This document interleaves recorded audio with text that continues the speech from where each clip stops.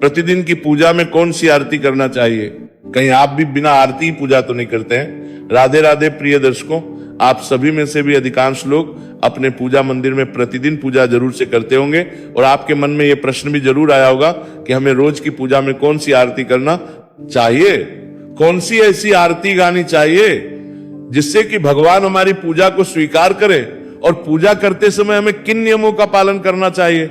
इन सभी सवालों के जवाब आपको इस छोटी सी वीडियो के माध्यम से मिलने वाले हैं। लेकिन उससे पहले यदि आपको यह जानकारी उचित लगे तो वीडियो को लाइक करें, चैनल को सब्सक्राइब करें और कमेंट बॉक्स में ओम नमः शिवाय या हर हर महादेव जरूर लिखें। तो देखिए प्रिय दर्शकों, घर की जो माताएं बहनें होती हैं वह अधिकांश घरों में पूजा पाठ करती हैं, यानी कि भगवान को प्रसन्न करने का कार्य करती हैं। कुछ घरों में पुरुष भी पूजा पाठ करते हैं। तो जो भी लोग प्रतिदिन अपने पूजा मंदिर में पूजा पाठ करते हैं तो वह इस वीडियो को देखें ताकि आपको भी इन सभी सवालों का यहाँ पर जवाब मिल सके और कहीं ना कहीं अगर आपसे पूजन के दौरान कोई गलती भी हो रही होगी तो आप भी अपनी इस गलती को सुधार सकें। तो देखिए प्रिय दर्शकों, सबसे पहले तो पूजा के दौरान जो आरती हम करते हैं उसका भी एक विशेष महत्व होता है। इसीलिए सबसे बड़ा सवाल यही आता है कि क्या रोजाना पूजा में आरती करना जरूरी है या नहीं?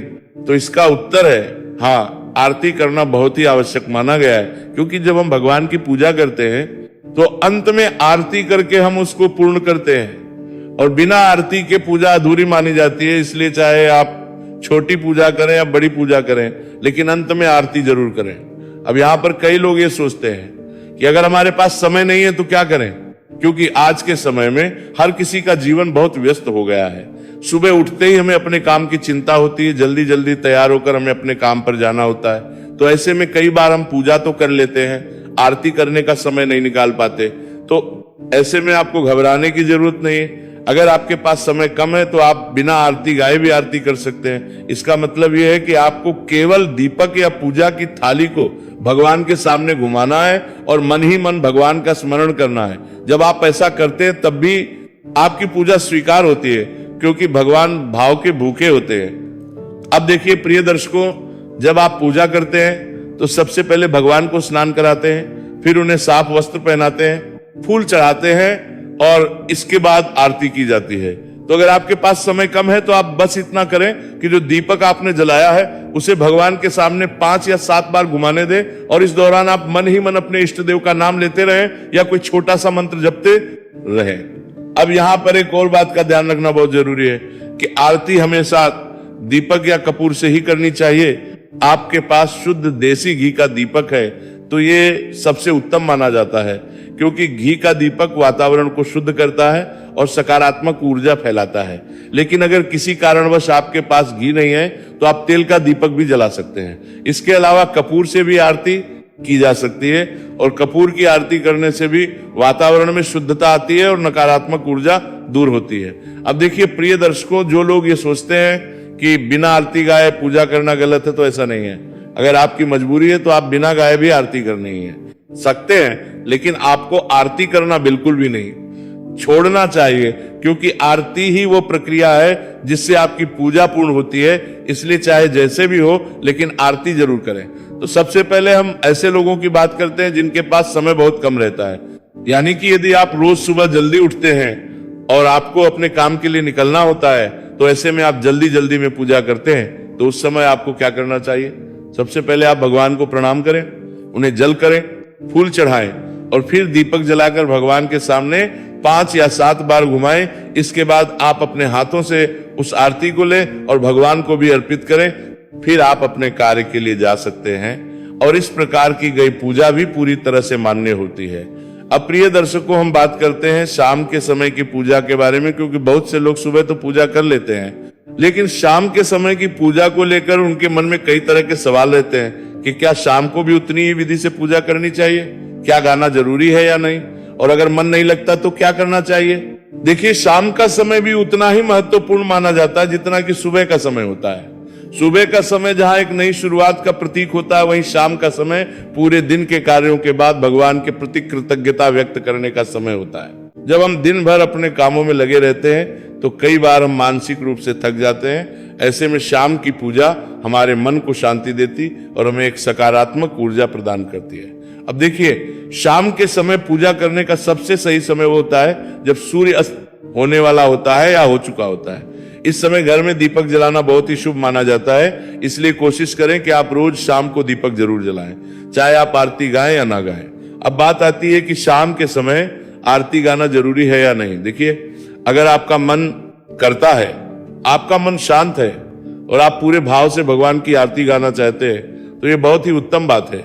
लेकिन अगर किसी कारणवश आपका मन नहीं लग रहा है या आप बहुत थके हुए हैं तो आप बिना आरती गाए भी केवल दीपक से भगवान की आरती कर सकते हैं। अब देखिए प्रिय दर्शकों, कई लोग ऐसा सोचते हैं कि अगर हमने सुबह आरती कर ली है तो शाम को करने की जरूरत नहीं है, लेकिन ये सोच पूरी तरह से सही नहीं है। सुबह और शाम दोनों समय की पूजा का अपना महत्व होता है, इसलिए अगर संभव हो तो दोनों समय पूजा जरूर आता है, करें। लेकिन अगर किसी दिन आप शाम की आरती नहीं कर पाते हैं तो आपको परेशान होने की जरूरत नहीं है, आप केवल दीपक जलाकर भगवान का स्मरण कर सकते हैं। अब यहाँ पर एक और महत्वपूर्ण बात आती है कि जब हम शाम को आरती करते हैं तो हमें किन किन बातों का ध्यान रखना चाहिए। तो सबसे पहले तो ये ध्यान रखें कि पूजा स्थान साफ सुथरा होना चाहिए। दीपक जलाने से पहले भगवान को प्रणाम करें और फिर मन से दीपक जलाएं। इसके बाद उसी दीपक को भगवान के सामने 5 या 7 बार घुमाएं। अगर आप आरती गा रहे हैं तो बहुत अच्छा है, लेकिन अगर नहीं गा रहे हैं तब भी मन ही मन भगवान का नाम लेते रहें। अब प्रिय दर्शकों, हम बात करते हैं कि जब हमारी आरती पूरी हो जाती है तो उसके बाद हमें क्या करना चाहिए। देखिए, बहुत से लोग आरती करने के बाद सीधे अपने काम में लग जाते हैं, लेकिन कुछ छोटी छोटी बातें हैं जिनका ध्यान रखना बहुत जरूरी है। जब आप आरती पूरी कर लेते तो सबसे पहले उस आरती को भगवान को अर्पित करें, उसके बाद स्वयं भी आरती ले। इसका मतलब यह है कि आप अपने हाथों से उस दीपक की गर्मी को अपने माथे या आंखों के पास लगाए। ये एक प्रकार से भगवान का आशीर्वाद लेने का तरीका होता है। इसके बाद दीपक को भगवान के सामने ही रख दे। अब प्रिय दर्शकों, बात आती है उन लोगों की जो घर पर रहते हैं और जिनके पास पर्याप्त समय होता है, खासकर घर की माताएं बहनें। तो ऐसे में आपके मन में ये सवाल जरूर आता होगा कि आखिर प्रतिदिन की पूजा में कौन सी आरती करनी चाहिए, क्योंकि जब आपके पास समय है तो आपको पूजा भी पूरी विधि विधान से करनी चाहिए ताकि आपको उसका पूरा फल प्राप्त हो सके। देखिए, जब भी आप आराम से बैठकर पूजा करते हैं तो उस समय आपको आरती गाकर ही करनी चाहिए। इसलिए अगर आपके पास समय है तो आप जरूर आरती गाएं। अब यहाँ पर एक और महत्वपूर्ण बात आती है कि हमें कौन सी आरती गानी चाहिए, क्योंकि सारे लोग इस बात को लेकर भ्रमित रहते हैं कि रोज अलग अलग भगवानों की आरती करनी चाहिए। यानी कि सोमवार को शिव जी के, मंगलवार को हनुमान जी की, बुधवार को गणेश जी की, गुरुवार को विष्णु जी की, शुक्रवार को लक्ष्मी जी की और शनिवार को शनिदेव की। तो प्रिय दर्शकों, आपको ऐसा नहीं करना है। देखिए, इसका उत्तर बहुत ही सरल है। आपको अपने इष्ट देव की आरती करनी चाहिए, यानी कि जो भगवान आपको सबसे ज्यादा प्रिय है, जिन पर आपका सबसे ज्यादा विश्वास, आपको उन्हीं की आरती करनी चाहिए।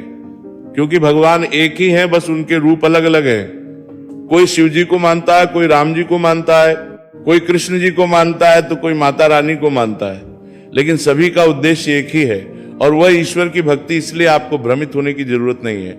आप जिस भगवान को अपने दिल से मानते हैं उसी की आरती करें। लेकिन यहाँ पर एक बात का ध्यान रखना बहुत जरूरी है कि जब आप आरती करें तो केवल एक भगवान ही सीमित ना रहे। आपके घर के मंदिर में जितने भी देवी देवता विराजमान हैं, आपको सभी की आरती करनी चाहिए। चाहे आप किसी एक भगवान की आरती गा रहे हो, लेकिन दीपक सभी भगवानों के सामने घुमाना चाहिए। इससे सभी देवी देवता प्रसन्न होते हैं और आपको उनका आशीर्वाद प्राप्त होता है। अब कई लोगों के मन में यह भी सवाल आता है कि क्या हम रोज अलग अलग भगवानों की आरती कर सकते हैं। तो देखिए, ऐसा करना जरूरी नहीं है। आपको एक ही को अपना इष्ट मानकर उनकी आरती करनी चाहिए। बार बार भगवान बदलने से आपका मन भी स्थिर नहीं रहता और आपकी भक्ति में भी एकाग्रता नहीं आ पाती। इसलिए एक ही भगवान को अपना इष्ट बनाएं और उन्हीं की आरती प्रतिदिन करें। अब अगर आप चाहते हैं कि एक ही आरती में सभी भगवानों का स्मरण हो जाए तो उसके लिए बहुत ही प्रसिद्ध आरती है जिसे आप रोज गा सकते हैं। ये आरती ऐसी है जिसमें देवी देवताओं का समावेश होता है और जिसे गाने से सभी भगवान प्रसन्न होते हैं। अगर आप इस आरती को अपने दैनिक पूजा में शामिल करते हैं तो आपको अलग अलग आरती गाने की जरूरत नहीं पड़ेगी। तो प्रिय दर्शकों, वो आरती है ओम जय जगदीश हरे। इस आरती के माध्यम से आप सभी देवी देवताओं को प्रसन्न कर सकते हैं, या आप चाहे तो मात्र अपने इष्ट देव की भी प्रतिदिन आरती कर सकते हैं। अब प्रिय दर्शकों, हम बात करते हैं मंत्र जाप की। देखिए, पूजा और आरती के बाद मंत्र जाप करना बहुत ही शुभ माना जाता है, क्योंकि जब हम मंत्र का जाप करते हैं तो हमारे मन में एकाग्रता आती है और हमारी भक्ति और भी मजबूत होती है। लेकिन यहां पर भी वही बात लागू होती है कि आपको वही मंत्र जपना चाहिए जो आपके इष्ट भगवान से जुड़ा हुआ हो। अब बहुत से लोग ये गलती करते हैं कि वो रोज अलग अलग मंत्रों का जाप करते हैं, एक दिन किसी भगवान का मंत्र, दूसरे दिन किसी और भगवान का मंत्र, लेकिन ऐसा करना सही नहीं माना जाता। आपको एक ही मंत्र को चुनना चाहिए और उसी का नियमित रूप से जाप करना चाहिए। इससे आपके मन में स्थिरता आती है और आपका ध्यान भी भटकता नहीं है। अब मंत्र आपको काम कर देना ही है। दोनों मंत्र बारवत तक के लीजिए कि आपको भगवान शिव बहुत प्रिय है तो आप उनके किसी भी मंत्र का जाप कर सकते हैं। अगर आपको भगवान कृष्ण प्रिय है तो आप उनके मंत्र का जाप कर सकते हैं। इसी प्रकार आप अपने इष्ट भगवान के अनुसार मंत्र का चयन कर सकते हैं, लेकिन एक बार जो मंत्र चुन ले उसे बार बार बदलना नहीं है। अब यहां पर यह सवाल भी आता है कि हमें मंत्र का जाप कितनी बार करना चाहिए। तो देखिए, अगर आपके पास समय कम है तो आप उसके राम का पार मंत्र भी, पार मंत्र का आपको मंत्र भी बर रहा के, उससे बाद के बाहर मंत्र भी, मंत्र का 11 या 21 बार भी जाप कर सकते हैं। लेकिन अगर आपके पास समय है तो आप 108 बार जाप करें तो ये बहुत ही उत्तम माना जाता है। 108 संख्या का एक विशेष महत्व होता है और इसे बहुत ही पवित्र माना गया है। अब प्रिय दर्शकों, हम बात करते हैं उन गलतियों की जो अक्सर लोग के दौरान करते हैं। सबसे पहली गलती ये होती है कि लोग आरती करते समय मन को इधर उधर भटकने देते हैं। वो आरती तो कर रहे होते हैं लेकिन उनका ध्यान कहीं और होता है। ये बिल्कुल सही नहीं है। जब भी आप आरती करें तो पूरे मन से करें और केवल भगवान पर ध्यान केंद्रित करें। दूसरी गलती ये होती है कि लोग आरती को केवल एक औपचारिकता समझ लेते हैं। वो जल्दी जल्दी में आरती खत्म कर देते हैं बिना किसी भावना के। लेकिन जैसा कि हमने पहले भी कहा कि पूजा में भावना का बहुत बड़ा महत्व होता, इसलिए आरती को केवल एक काम की तरह नहीं बल्कि एक भक्ति के रूप में करें। तीसरी गलती ये होती है कि लोग पूजा के स्थान को साफ नहीं रखते। मंदिर में धूल मिट्टी जमा हो जाती है या चीजें इधर उधर बिखरी रहती है, ये बिल्कुल भी सही नहीं है। मंदिर हमेशा साफ और व्यवस्थित होना चाहिए क्योंकि ये भगवान का स्थान होता है। अब प्रिय दर्शकों, हम ये समझेंगे कि किस प्रकार से हम अपनी पूजा को और भी प्रभावशाली बना सकते हैं और भगवान से सच्चे मन जुड़ सकते हैं। देखिए, सबसे पहली और सबसे महत्वपूर्ण बात यह है कि पूजा हमेशा सच्चे मन से करनी चाहिए। अगर आपके मन में श्रद्धा नहीं है, अगर आप केवल दिखावे के लिए पूजा कर रहे हैं तो उसका कोई विशेष लाभ नहीं होता। भगवान को आपके शब्दों से ज्यादा आपकी भावना प्रिय होती है। इसलिए जब भी आप पूजा करें तो अपने मन को पूरी तरह से शांत रखें और भगवान के प्रति अपने प्रेम को महसूस करें। अब देखिए, कई लोग ये सोचते हैं कि अगर इतने बड़े बड़े मंत्र नहीं पढ़े या लंबी लंबी आरती नहीं गाई तो हमारी पूजा अधूरी रह जाएगी। लेकिन ऐसा बिल्कुल भी नहीं है। अगर आप सच्चे मन से भगवान का नाम भी लेते हैं तो वो भी उतना ही प्रभावशाली होता है। इसलिए कभी भी खुद को कम मत समझिए कि आपको ज्यादा मंत्र नहीं आते, आप अच्छी तरह से आरती नहीं गा पाते। आपका भाव ही सबसे महत्वपूर्ण होता है। अब यहां पर एक और महत्वपूर्ण बात आती है कि जब आप पूजा करते हैं तो आप नियमितता का ध्यान रखना चाहिए, यानी कि आपको रोज एक ही समय पर पूजा करने की कोशिश करनी चाहिए। इससे आपका मन उस समय के लिए तैयार हो जाता है और धीरे धीरे ये आपकी आदत बन जाती है। जब पूजा आपकी आदत बन जाती है तो आपको उसमें आनंद आने लगता है और आप उसे बोझ नहीं समझते। अब बात करते हैं ध्यान की। देखिए, जब आप पूजा करते हैं तो कुछ समय के लिए केवल भगवान पर ध्यान केंद्रित करें।